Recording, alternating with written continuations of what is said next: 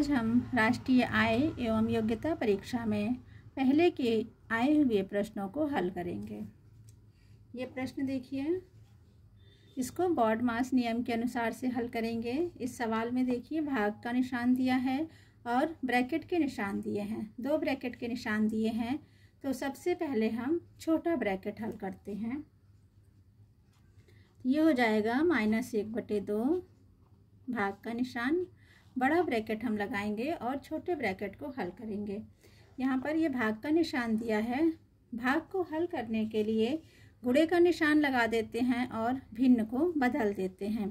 तो ये हो जाएगा -1/3 गुणा 7/2 और ब्रैकेट बंद। फिर -1/2 भाग का निशान। अब हमें इस बड़े ब्रैकेट को खोलना है।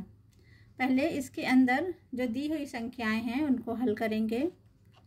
2 परिमेय संख्याएं हैं, इनका गुणा करना है। -1/3 को 7/2 से गुणा करना है। तो अंश को अंश में गुणा करते हैं और हर को हर में गुणा करते हैं। तो 1 को 7 से गुणा करेंगे तो 7 हो जाएगा और माइनस और प्लस माइनस हो जाएगा। तो ये 7/3 को 2 से गुणा करेंगे तो 6 हो जाएगा। अब हम इस ब्रैकेट को खोलेंगे। ब्रैकेट को खोलने के लिए हम इस भाग के निशान को हल करेंगे। हम जानते हैं कि भाग हल करने के लिए इसको गुणे का निशान बना देते हैं और जो यहाँ पे परिमेय संख्या दी हो या भिन्न दिया हो, जो भी दिया हो, उसको उलट करके लिख देते हैं, यानी उसका व्युत्क्रम लिख देते हैं। तो ये हो जाएगा 6/-7। 6 2 से कट जाएगा, 2 1 कम 2, 2 तिहाई 6। माइनस ऊपर भी है, माइनस नीचे भी है, ये माइनस भी कट जाएगा और ये हो जाएगा उत्तर इसका 3/7। तो इस तरह से इस प्रश्न का उत्तर आएगा 3/7। प्रश्न 2 है, इसमें 2 भिन्न दी हुई हैं जिनको कि भाग देना है। आपको भिन्न का भाग देना आता है। इसमें ये पहली भिन्न मिश्र भिन्न है। मिश्र भिन्न को पहले सरल भिन्न में बदलेंगे। मिश्र भिन्न को सरल भिन्न में बदलने के लिए 5 को 2 से गुणा करेंगे और जो आएगा उसमें 1 प्लस कर देंगे। तो ये हो जाएगा 5 दूनी 10, 10 और 1 11/5। यहाँ पे गुणे का निशान लगाएंगे। भाग को हल करने के लिए यदि भिन्न का भाग है तो उसको हल करने के लिए गुणे का निशान लगाते हैं और दी हुई भिन्न को पलट देते हैं या उसका व्युत्क्रम लिख देते हैं। तो ये हो जाएगा 5/3। 5 5 से कट जाएगा और इसका उत्तर आ जाएगा 11/3।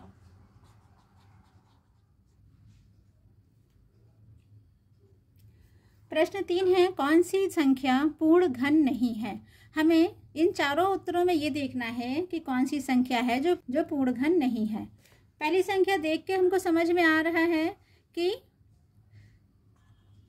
ये 30 × 30 × 30 करेंगे तो 27,000 आ जाएगा। 3 तरीके 9, 9 तरीक 27 और 3 0। तो ये इसका उत्तर नहीं होएगा। दूसरी संख्या 125। 125 जानते हैं आप लोग कि ये 5 का घन है। 1000 ये भी देख के समझ में आ रहा है कि ये 10 का घन है। 10 को 3 बार गुणा करने पे आता है। लेकिन 900, ये जो 900 है ये 30 × 30, ये 30 का वर्ग है, घन नहीं है। तो अतः इसका उत्तर होगा उत्तर 4। प्रश्न 4 है, अजय ने एक सिलाई मशीन 2500 रुपये में खरीद कर 3000 रुपये में बेच दिया। अजय का लाभ प्रतिशत ज्ञात करना है। लाभ प्रतिशत ज्ञात करने के लिए हम पहले लाभ ज्ञात करेंगे। लाभ ज्ञात करने के लिए हम देखेंगे कि कितने रुपए की मशीन उसने खरीदी थी और कितने में बेची। तो ये देखिए, उसने सिलाई मशीन खरीदी थी 2500 रुपये में और उसको बेचा है 3000 रुपये में। तो हमारा लाभ हो जाएगा, लाभ होता है विक्रय मूल्य माइनस क्रय मूल्य। विक्रय मूल्य दिया है 3000 रुपये, क्रय मूल्य दिया है 2500 रुपये। तो हमारा लाभ हो गया 500 रुपये। अजय को 500 रुपये का लाभ हुआ, लेकिन प्रश्न में हमें लाभ प्रतिशत ज्ञात करना है। तो लाभ प्रतिशत ज्ञात करने के लिए जो भी लाभ हुआ इसको ऊपर लिखेंगे और जितने रुपए की उसने सिलाई मशीन खरीदी थी वो नीचे लिखेंगे। जो भी सामान जितने रुपए का खरीदा था उसको नीचे लिखते हैं। तो देखिए 2500 रुपये की उसने सिलाई मशीन खरीदी थी, तो 2500 को यहाँ लिख दिया और इसको 100 से गुणा करते हैं। 0 0 से कट गया, ये 0 इस 0 से कट गया। 5 5 25, 5 10 में 10, ये 0 लिख लिया। ये फिर कट जाएगा, 5 1 9 5, 5 2 10 और ये 0। इस तरह से लाभ प्रतिशत कुल आएगा 20%। तो अजय को 20% का लाभ हुआ। प्रश्न 5 में है 832 में 8 का पूर्वेण अंक होगा। पूर्वेण अंक का मतलब होता है कि उससे पहले लिखी हुई संख्या। 8 के पहले क्या लिखा है? प्रश्न में देखिए 8 के पहले कुछ नहीं लिखा है, यानी 8 का पूर्वेण अंक 0 होगा। इसका उत्तर सी सही है। प्रश्न 6 है किसी समपंचभुज में प्रत्येक अंतःकोण का मान क्या होता है? ये देखिए ये एक समपंचभुज है। समपंचभुज यानी ऐसी 5 भुजाओं से बंद आकृति जिसकी सभी भुजाएं बराबर हों। इसमें हमें अंतःकोण का मान निकालना है, यानी हमें ये ज्ञात करना है, इन कोणों का मान निकालना है। हम जानते हैं एक वृत्त पर बने हुए कोण का मान होता है 360। इस 360 डिग्री को 5 भागों में बांटा गया है, तो इस तरह से हम एक कोण का मान ज्ञात कर लेंगे। एक कोण का मान निकालने के लिए 360 को 5 से भाग दे देंगे। 5 7 35 और 5 दूनी 10, यानी इस कोण का मान हो गया 72 डिग्री। अब हमें इन दोनों कोणों का मान ज्ञात करना है। हमें पता है कि एक त्रिभुज के तीनों कोणों का मान 180 होता है। तीनों कोणों का योग 180 होता है। ये हमें नहीं पता, ये भी नहीं पता, इसको भी मान लिया x, इसको भी मान लिया x। तो हम इस तरह से लिख सकते हैं 72 + x बराबर 180। x और x को जोड़ा 2x हो गया। ये 72 इधर प्लस में, इधर जाएगा तो माइनस में हो गया। 180 - 72। 180 में से 72 को माइनस करेंगे, ये आ गया 108। 2x बराबर 108, तो x का मान हो जाएगा 108/2, यानी 54। इस एक कोण का मान 54 हो गया और हमें इस पूरे कोण का मान निकालना है, यानी 54 को 2 से गुणा करने पर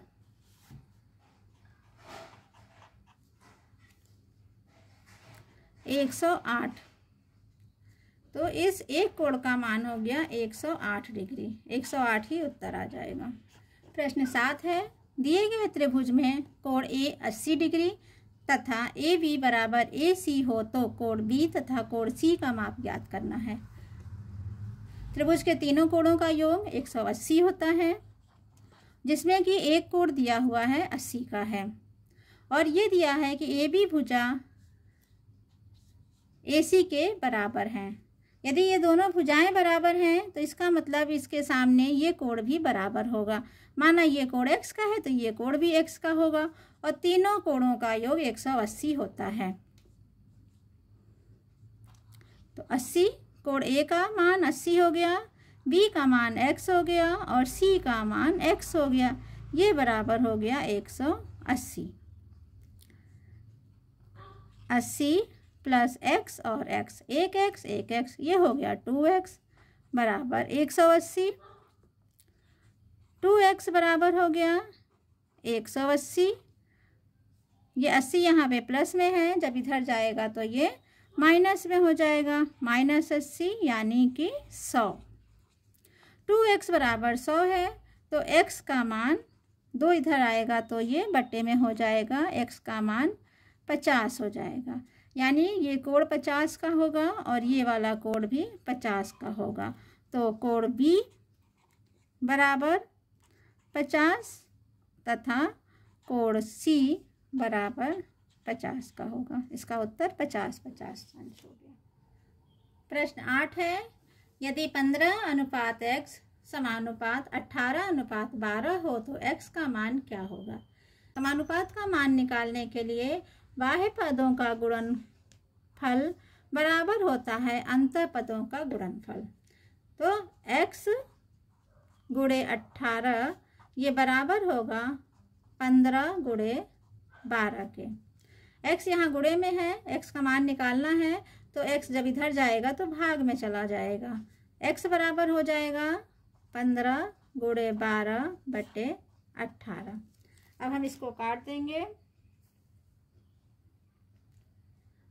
3 छंग 18, 3 पच्चे 15, 3 दूनी 6, 3 चौको 12, 2 एक 2, 2 दूनी 4, 5 दूनी 10, यानी x का मान 10 आएगा।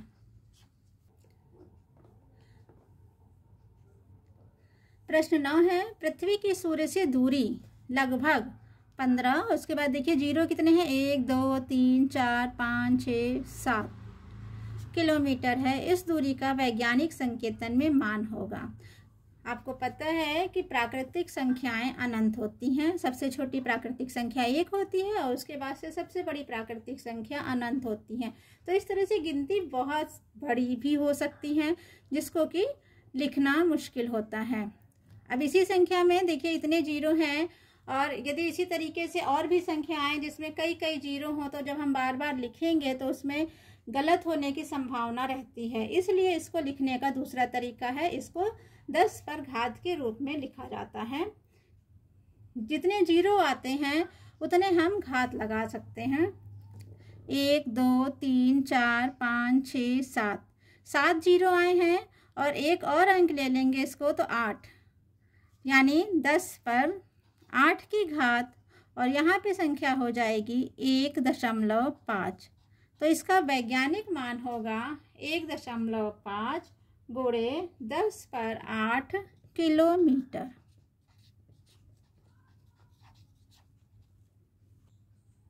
प्रश्न 10 है, यदि P समांतर Q तथा Q समांतर R हो तो कोण X का मान होगा। ये देखिए इसमें 3 रेखाएं दी है, एक P है, Q है और R है। कह रहा है P Q के समांतर है और Q R के समांतर है। तो जब ये दोनों रेखाएं एक दूसरे के समांतर हैं तो P जो है R के समांतर होगी, और इसको एक तिर्यक रेखा काट रही है। आपने पहले भी पढ़ा है कि जब दो समांतर रेखाओं को एक तिर्यक रेखा काटती है तो उससे बनने वाले एकांतर कोण समान होते हैं। ये रेखा P और रेखा R ये दोनों समांतर रेखा है, और इसको काटने वाली तिर्यक रेखा एक तरफ 65 डिग्री का कोण बन रहा है तो कोण X भी 65 का ही होगा।